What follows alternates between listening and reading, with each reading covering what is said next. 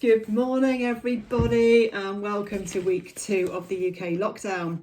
Hope you all had a good weekend and that you took my advice to rest and not work and recharge your batteries a bit after the craziness that was last week. So over the weekend, I've been thinking and planning what we should be focusing on in the group this week. And I was really thinking that we need to make sure everyone's got a really good financial plan now that we know what we're getting, or rather what we're not getting support-wise.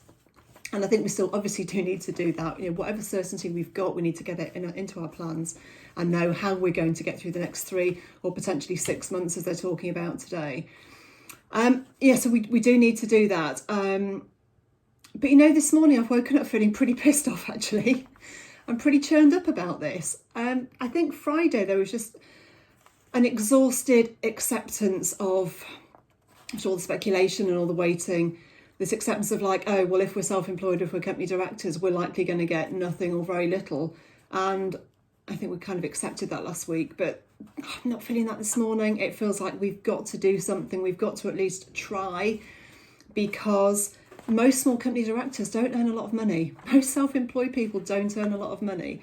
And so many of us are being left with essentially nothing, whilst the employees are being fairly well looked after. There's some kind of weird feeling that if we're company directors, we're somehow loaded and we don't pay enough tax, therefore we don't deserve any top up. But we're the guys who employ people who've gone out there, who've had the courage and the guts to go out there and make something and employ people and try to make our own way in the world. And to get nothing feels really brutal. 3 months you could probably scrape through. 6 months is going to be a really different issue for so many people. So I don't really know what that looks like right now, but I know I can't sit here and actually do nothing about it and not even try. There just doesn't seem to be a logical reason, apart from whether it's logistics or practically how the government could implement such a scheme.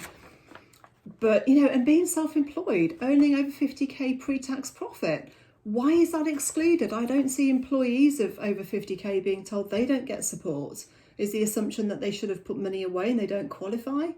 I don't see any employees having an upper limit applied to them. So I don't get it. It doesn't sit well, and I can't just sit here and do nothing and the guys on the group feel the same way.